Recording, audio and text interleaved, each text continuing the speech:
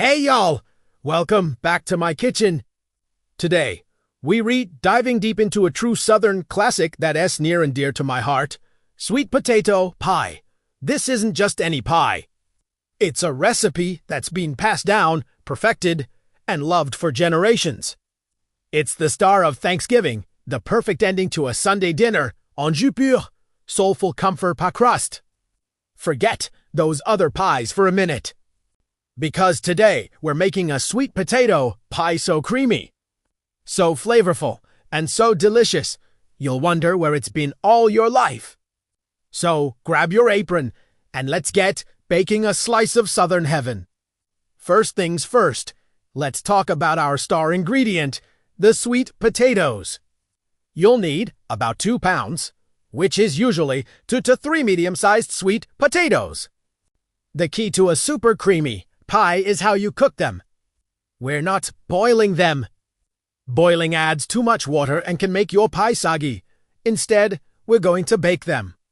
Just preheat 400 degrees Fahrenheit, pierce the time wok, and bake them on a lined baking sheet for about 45 minutes to an hour. You'll know they re-ready when they re-super tender and a knife slides in with zero resistance. Baking caramelizes the natural sugars in the sweet potatoes, making them extra sweet and flavorful. Once your sweet potatoes are baked and have cooled down just enough to handle, it's time to get the filling started.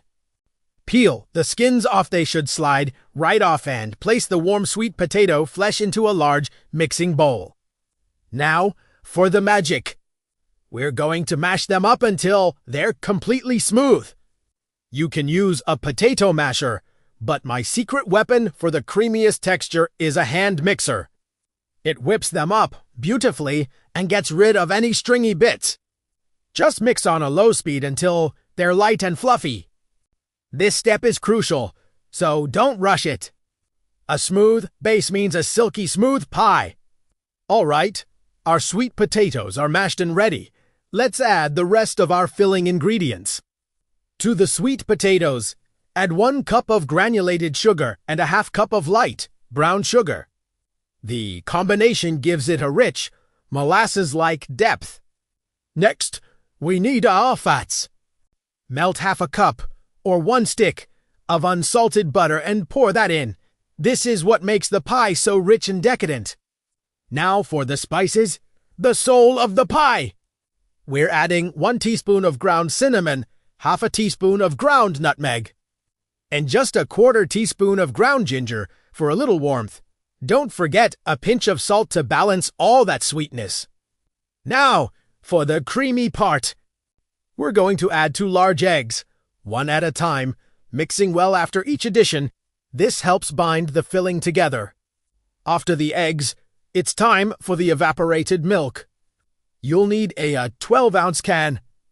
Pour it in slowly while you're mixing on low speed. Evaporated milk is richer and creamier than regular milk, which is exactly what we want for that signature velvety texture. Finally, add 1 teaspoon of pure vanilla extract for that beautiful aromatic finish. Keep mixing everything together until it's perfectly smooth and well combined. The color should be a gorgeous, vibrant orange. With our luscious filling ready, it's time to talk about the crust. You can absolutely use a store-bought 9-inch deep dish pie crust to save time, and there's no shame in that. They work great. If you're feeling ambitious and want to make your own, go for it. Whichever you choose, place your unbaked pie shell onto a baking sheet. This makes it easier to move in and out of the oven and catches any potential spills. Now, carefully pour that beautiful sweet potato filling into the pie crust. Use a spatula to spread it evenly all the way to the edges. It's going to look amazing. It's time to bake our masterpiece. Your oven should still be preheated, but we're going to turn the temperature down 50 degrees Fahrenheit. Place the pie on the center rack and bake for about 50 to 60 minutes. Every oven is different, so keep an eye on it. You'll know it's done when the center is almost set. It should have a very slight jiggle, kind of like Jell-O. The edges will be puffed up and set. If you see the crust getting to brown before the filling is done, you can loosely cover the edges with aluminum foil. This is a great little trick to prevent burning. Once your pie is out of the oven, the hardest part begins. Waiting, you have to let it cool completely on a wire rack. This will take at least 2 to 3 hours.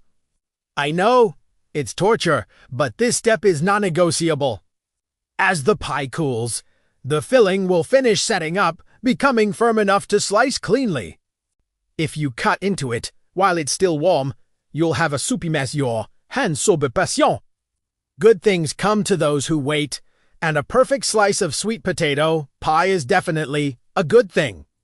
After the pie has cooled to room temperature, you have a choice. You can serve it as is, which is absolutely delicious. Or you can chill it in the refrigerator for a few hours. I personally love my sweet potato pie cold, but it's a matter of preference. When you're ready to serve, you can top it with a big dollop of whipped cream or even a scoop of vanilla ice cream. The cool, creamy topping against the rich, spiced pie is a match made in dessert heaven. Each bite is a perfect blend of sweet, spicy, and creamy. And there you have it.